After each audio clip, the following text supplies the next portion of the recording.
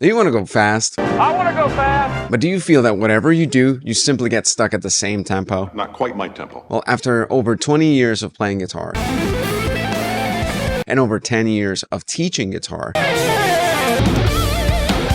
I have found that most people skip these 3 core elements that make all the difference between getting stuck and breaking that infamous intermediate speed plateau. And that's exactly what I'm going to show you today. Just think about it as MRC. I'll explain what that means in just a second, and I'll even add an extra tip at the end. So it all starts with the M in MRC, which stands for mechanics. And this simply means to learn the correct technique behind the movements that you want to learn. This is going to be the solid foundation behind every single thing that you play. Now, the thing is, you can get away with a lot of technical errors if you're playing slow. But if you want to go fast, you really need to tighten up that technique. And this can be a very daunting task at the beginning. There are so many different techniques out there, and every single technique has a more efficient way of doing things. So I highly recommend learning your technique from an expert. Now, you can do this via one-on-one lessons, but it can also be through courses and even free YouTube videos like this. Whatever you choose, make sure that you trust the person that you're taking the coaching from. For example, I like to have a good base of most techniques,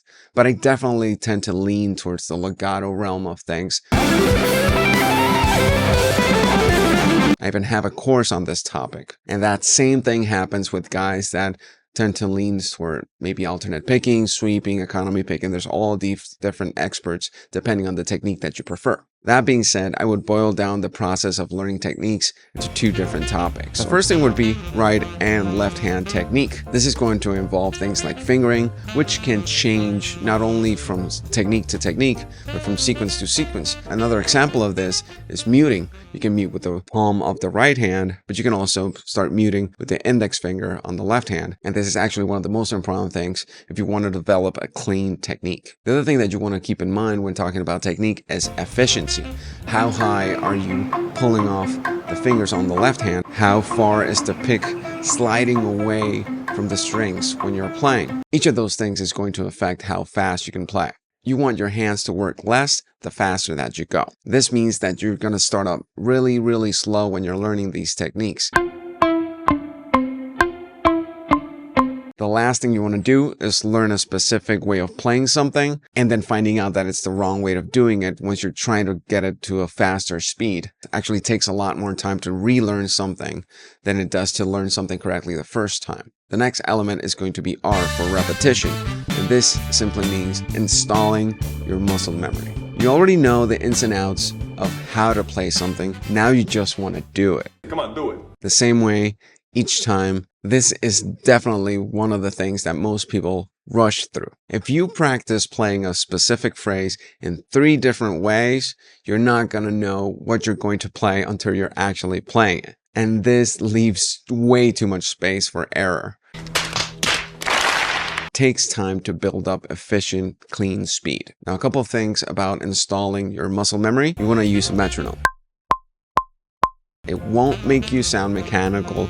It won't turn you into a robot. It will make your time nice and crisp. And the better your timing is, the cleaner it'll sound. Don't substitute the metronome for a backing track because you'll just end up jamming. The other cool thing about using a metronome is it helps with keeping a progress log because you can actually tell if you're going faster or not. All you have to do is write down the speeds that you're practicing in every single day along with the particular subdivisions. And that way you can see if you're actually going faster. And that takes me to the next topic, which is progressive overload. So it's a lot like lifting weights. When you lift weights, you want a progressive overload. You want to go from lighter weights to higher weights little by little. Same thing here. You want to go from a slower speed to a higher speed. Not only can you track your progress a lot better when you're doing this, but you will avoid hurting yourself in the process. I definitely know about doing this. I was a lot younger. I would just rush into things. I wanted to play whatever phrase right now instead of actually sitting down and going through the process of installing the correct movements into my hand. The last element is going to be consistency. And this is another one where most people tend to fail. It takes a long time to develop these moves. So yeah, I'll share my bare minimum technique practice routine right now. What I like to do, I like to set my metronome, I like to set a timer, and I simply sit down and have a long list of different techniques that I like to do. So in those 30 to 40 minutes, I go over each of them, going through all the different patterns of the different scales that I work on that day. This is a great routine if you're looking to learn new techniques or if you're looking to maintain the techniques that you already know. So a quick recap, MRC. Mechanics, repetition, consistency. If you follow these 3 core elements, you will be playing a lot faster in just a few weeks. It's the fastest who gets laid. Now, the bonus step that I promised is application. So a specific move that you learn, you have to kind of install throughout the full scale, throughout the whole neck. Once you have that, then I highly suggest writing out particular licks, incorporating these licks into written solos, and applying the new chops over a backing track and or gigs. So those are the main elements in learning and progressing through learning new techniques. If you want to learn the actual techniques, I highly suggest that you subscribe and check out some of my other videos. Thank you for watching. Take care and keep practicing.